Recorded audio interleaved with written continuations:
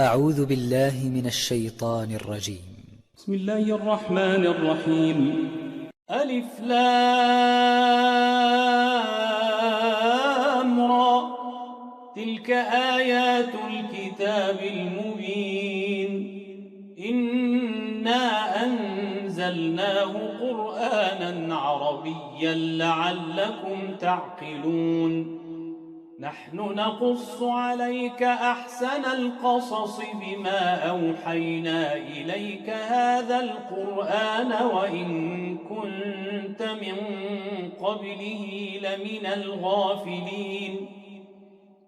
إذ قال يوسف لأبيه يا أبت إني رأيت 11 كوكبا والشمس والقمر رأيتهم لي ساجدين. قال يا بني لا تقصص رؤياك على إخوتك فيكيدوا لك كيدا إن الشيطان للإنسان عدو مبين. وكذلك يجتبيك ربك ويعلمك من تأويل الأحاديث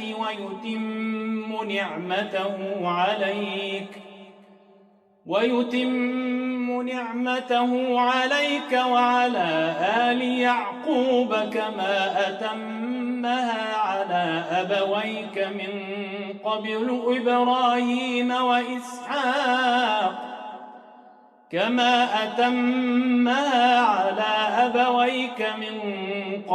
إبراهيم وإسحاق إن ربك عليم حكيم. لقد كان في يوسف وإخوته آيات للسائلين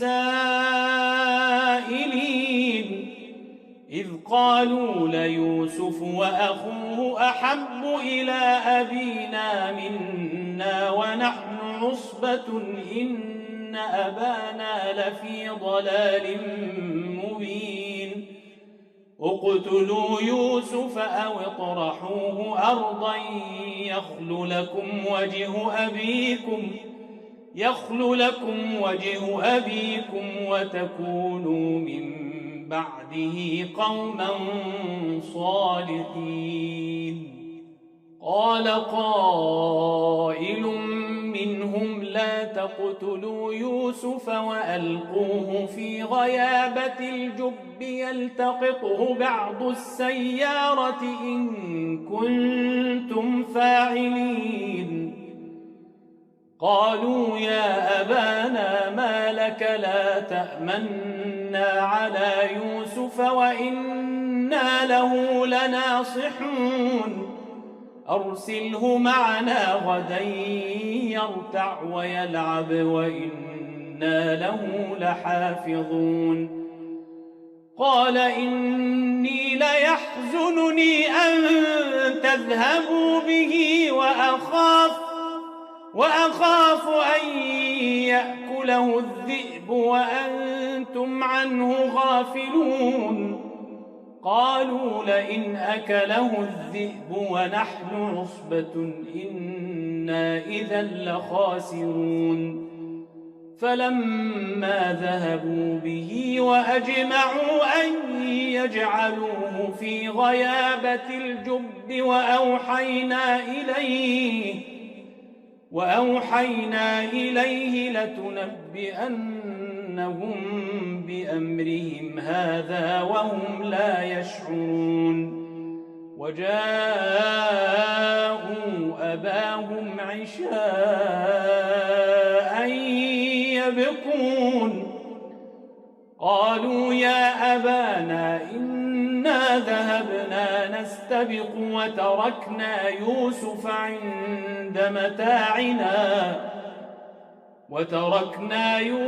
عند متاعنا فأكله الذئب وما أنت بمؤمن لنا ولو كنا صادقين. وجاءوا على قميصه بدم كذب قال بل سولت لكم أنفسكم أمرا فصبر جميل والله المستعان على ما تصفون. وجاءت سيارة فأرسلوا واردهم فأدلى دلوه قال يا بشرى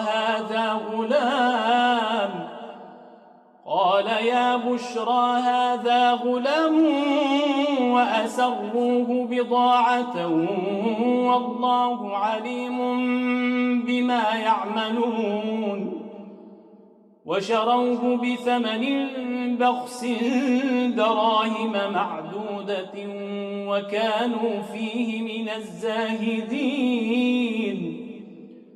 وقال الذي اشتراه من مصر لامرأته أكرمي مثواه عسى أن ينفعنا أو نتخذه ولدا وكذلك مكنا ليوسف في الأرض ولنعلمه من تأويل الأحاديث والله غالب على أمره ولكن أكثر الناس لا يعلمون. ولما بلغ أشده آتيناه حكما وعلما وكذلك نجزي المحسنين. وراودته التي هو في بيتها عن نفسه وغلقت الأبواب وقالت هيت لك قال معاذ الله إنه ربي أحسن مثواي إنه لا يفلح الظالمون. ولقد همت به وهم بها لولا أن رأى برهان ربه كذلك لنصرف عنه السوء والفحشاء إنه من عبادنا المخلصين. واستبق الباب وقدت قميصه من دبر وألف يا سيدها لدى الباب قالت ما جزاء من أراد بأهلك سوءا إلا أن يسجن أو عذاب أليم. قال هي راودتني عن نفسي وشهد شاهد من أهلها إن كان قميصه قد من قبل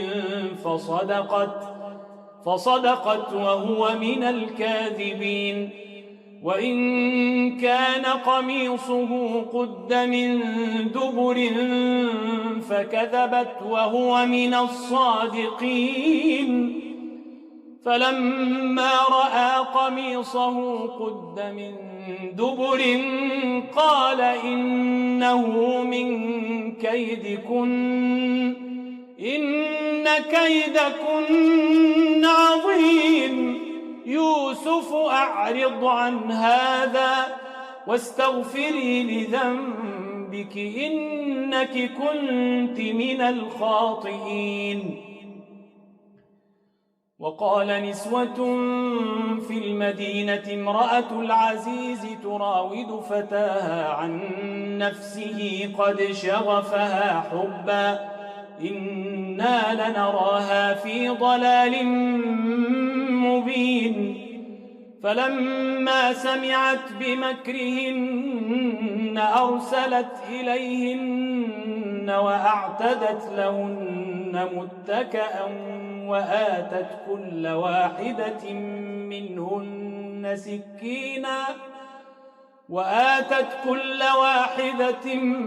منهن سكينا وقالت اخرج عليهن فلما رأينه أكبرنه وقطعن أيديهن وقلن حاش لله ما هذا بشرا إن هذا إلا ملك كريم. قالت فذلكن الذي لمتنني فيه ولقد راودته عن نفسه فاستعصم ولئن لم يفعل ما آمره ليسجنن وليكون من الصاغرين. قال رب السجن أحب إلي مما يدعونني إليه وإلا تصرف عني كيدهن أصب إليهن وأكن من الجاهلين. فاستجاب له ربه فصرف عنه كيدهن إنه هو السميع العليم. ثم بدا لهم من بعد ما رأوا الآيات ليسجننه حتى حين. ودخل معه السجن فتيان قال أحدهما إني أراني أعصر خمرا وقال الآخر إني أراني أحمل فوق رأسي خبزا تأكل الطير منه نبئنا بتأويله إنا نراك من المحسنين.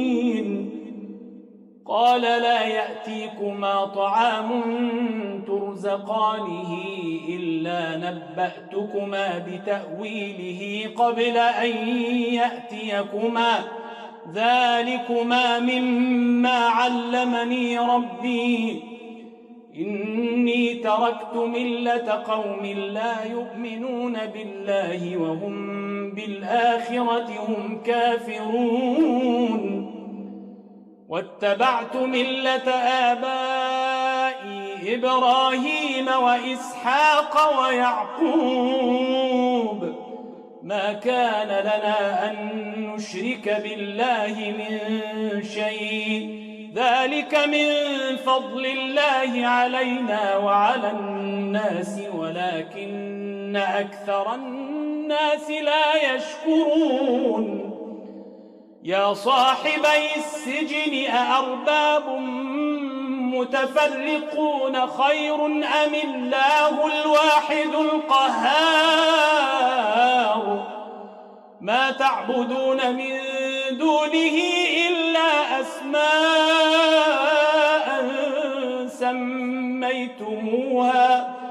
سميتموها أنتم وآباؤكم ما أنزل الله بها من سلطان إن الحكم إلا لله أمر ألا تعبدوا إلا إياه ذلك الدين القيم ولكن أكثر الناس لا يعلمون. يا صاحبي السجن أما أحدكما فيسقي ربه خمرا وأما الآخر فيصلب فتأكل الطير من رأسه قضي الأمر الذي فيه تستفتيان. وقال للذي ظن أنه ناج منهما اذكرني عند ربك فأنساه الشيطان ذكر ربه فلبث في السجن 9 سنين. وقال الملك إني أرى 7 بقرات سمان يأكلهن 7 عجاف و7 سنبلات خضر وأخر يابسات يا أيها الملأ أفتوني في رؤياي إن كنتم للرؤيا تعبرون. قالوا أضغاث أحلام وما نحن بتأويل الأحلام بعالمين. وقال الذي نجا منهما وادكر بعد أمة أنا أنبئكم بتأويله فأرسلون. يوسف أيها الصديق أفتنا في 7 بقرات سمان يأكلهن 7 عجاف و7 سنبلات خضر وأخر يابسات لعلي أرجع إلى الناس لعلهم يعلمون. قال تزرعون 7 سنين دأبا فما حصدتم فذروه في سنبله إلا قليلا مما تأكلون. ثم يأتي من بعد ذلك 7 شداد يأكلن ما قدمتم لهن إلا قليلا مما تحصنون. ثم يأتي من بعد ذلك عام فيه يغاث الناس وفيه يعصرون. وقال الملك ائتوني به فلما جاءه الرسول قال ارجع إلى ربك فاسأله ما بال النسوة اللاتي قطعن أيديهن إن ربي بكيدهن عليم. قال ما خطبكن إذ راوتن يوسف عن نفسه قلن حاش لله ما علمنا عليه من سوء. قالت امرأة العزيز الآن حصحص الحق أنا راودته عن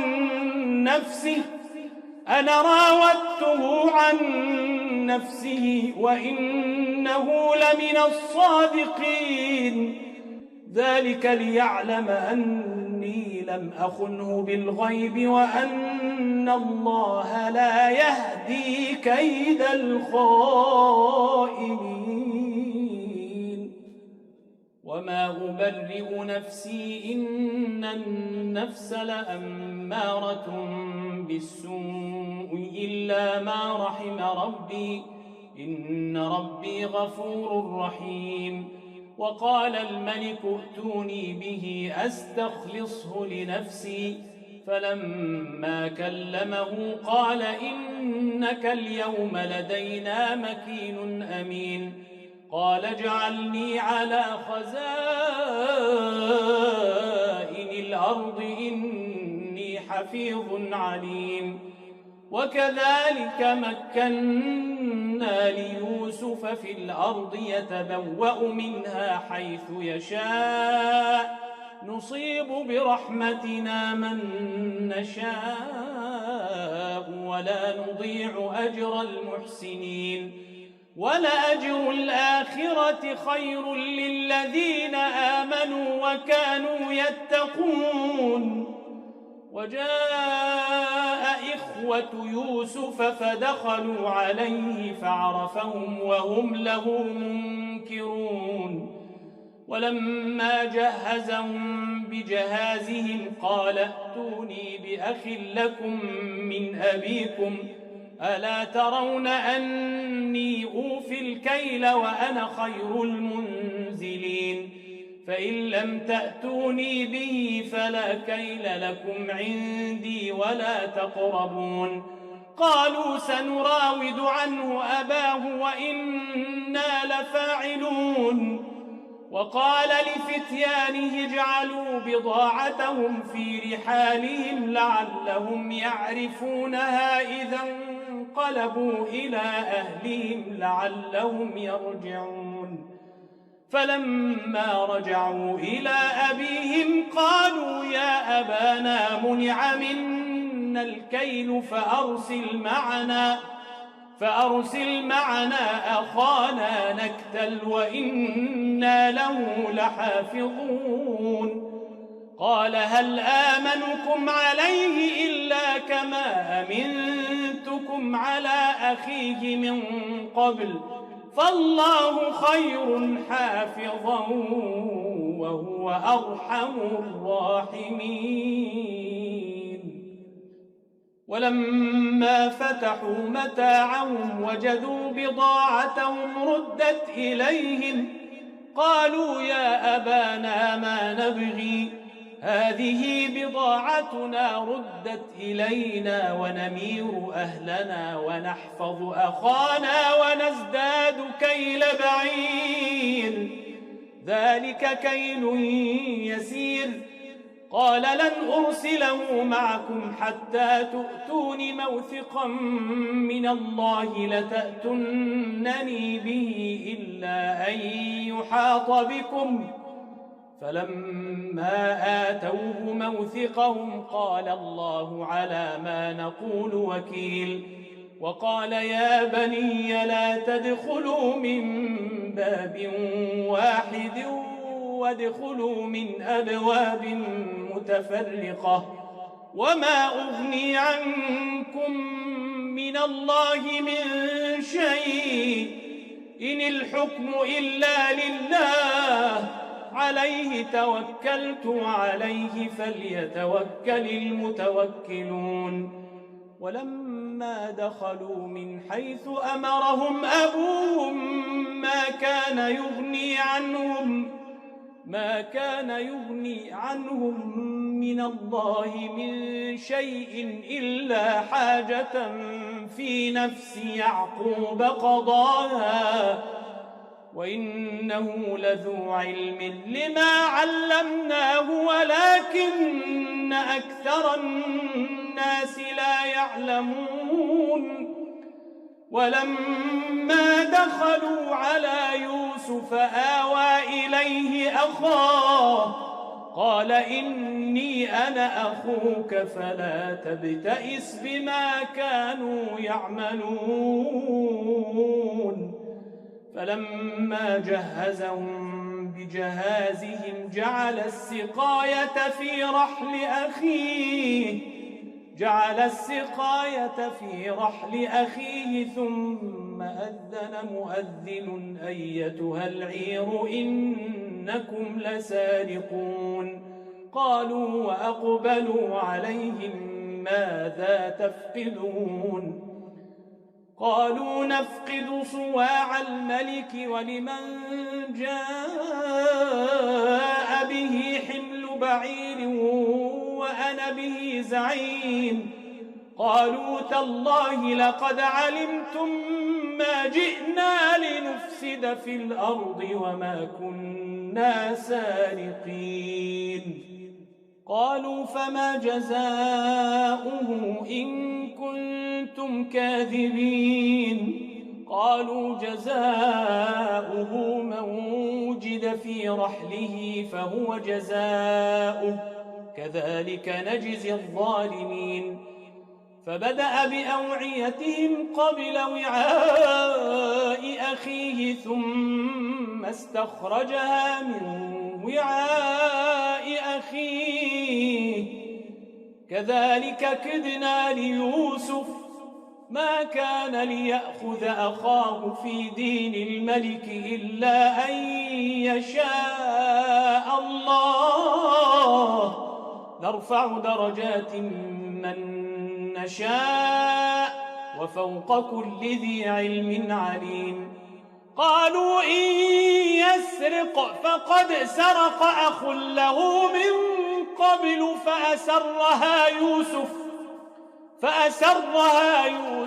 في نفسه ولم يبدها لهم قال أنتم شر مكانا والله أعلم بما تصفون قالوا يا أيها العزيز إن له أبا شيخا كبيرا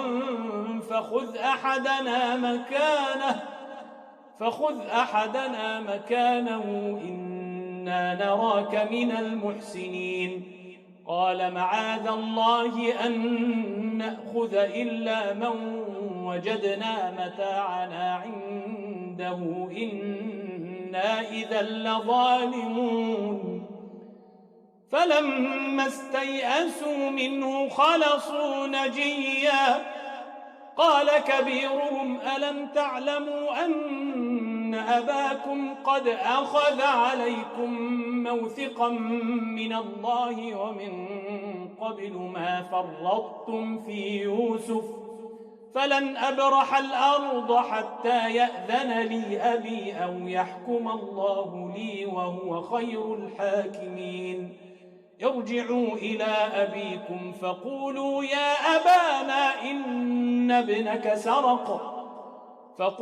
يا أبانا إن ابنك سرق وما شهدنا إلا بما علمنا وما كنا للغيب حافظين واسأل القرية التي كنا فيها والعير التي أقبلنا فيها وإنا لصادقون قال بل سولت لكم أنفسكم أمرا فصبر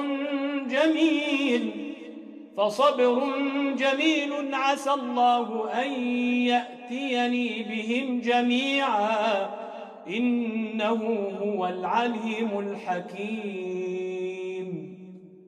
وتولى عنهم وقال يا أسفا على يوسف وابيضت عيناه من الحزن فهو كظيم قالوا تالله تفتأ تذكر يوسف حتى تكون حرضا أو تكون من الهالكين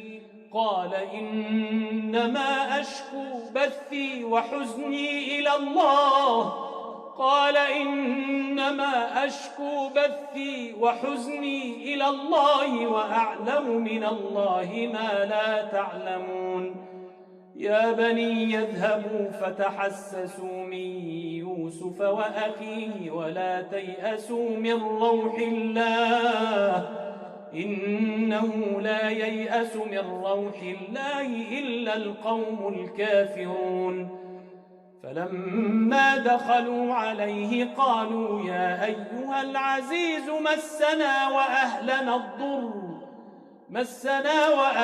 الضر وجئنا ببضاعة مزجاة فأوف لنا الكيل وتصدق علينا إن الله يجزي المتصدقين قال هل علمتم ما فعلتم بيوسف وأخيه إذ أنتم جاهلون قالوا أئنك لأنت يوسف قال أنا يوسف وهذا أخي قد من الله علينا إنه من يتق ويصبر فإن الله لا يضيع أجر المحسنين قالوا تالله لقد آثرك الله علينا وإن كنا لخاطئين قال لا تثريب عليكم اليوم يغفر الله لكم وهو أرحم الراحمين اذهبوا بقميصي هذا فألقوه على وجه أبي يأت بصيرا وأتوني بأهلكم أجمعين ولما فصلت العير قال أبوهم إني لأجد ريح يوسف لولا أن تفندون قالوا تالله إنك لفي ضلالك القديم فلما أن جاء البشير ألقاه على وجهه فارتد بصيرا قال ألم أقل لكم إني أعلم من الله ما لا تعلمون قالوا يا أبانا استغفر لنا ذنوبنا إنا كنا خاطئين قال سوف أستغفر لكم ربي إنه هو الغفور الرحيم فلما دخلوا على يوسف آوى إليه أبويه وقال ادخلوا مصر إن شاء الله آمنين ورفع أبويه على العرش وخروا له سجدا وقال يا أبت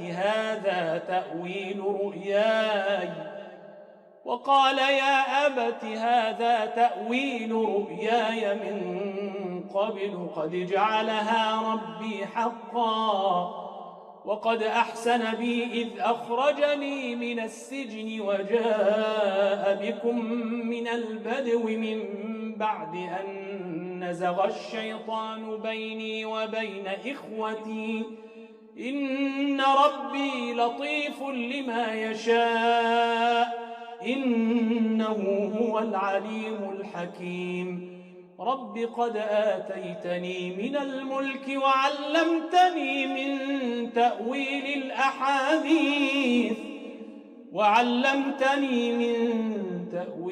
الأحاديث فاطر السماوات والأرض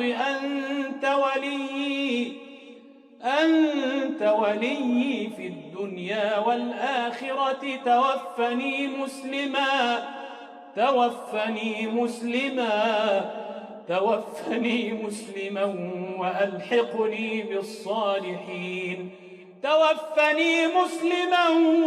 وألحقني بالصالحين ذلك من أنباء الغيب نوحيه إليك وما كنت لديهم إذ أجمعوا أمرهم وهم يمكرون وما أكثر الناس ولو حرصت بمؤمنين وما تسألهم عليه من أجر إن هو إلا ذكر للعالمين وكأي من آية في السماوات والأرض يمرون عليها وهم عنها معرضون وما يؤمن أكثرهم بالله إلا وهم مشركون أفأمنوا أن تأتيهم غاشية من عذاب الله أو تأتيهم الساعة بغتة وهم لا يشعرون قل هذه سبيلي أدعو إلى الله على بصيرة أنا ومن اتبعني وسبحان الله وما أنا من المشركين وما أرسلنا من قبلك إلا رجالا نوحي إليهم من أهل القرى أفلم يسيروا في الأرض فينظروا كيف كان عاقبة الذين من قبلهم ولدار الآخرة خير للذين اتقوا أفلا تعقلون حتى إذا استيأس الرسل وظنوا أنهم قد كذبوا جاءهم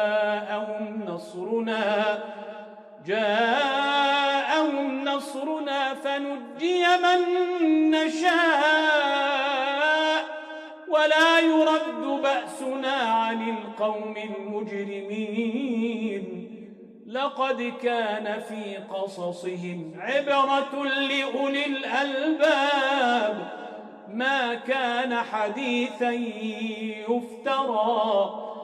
كان حديثا يفترى ولكن تصديق الذي بين يديه وتفصيل كل شيء وهدى ورحمة لقوم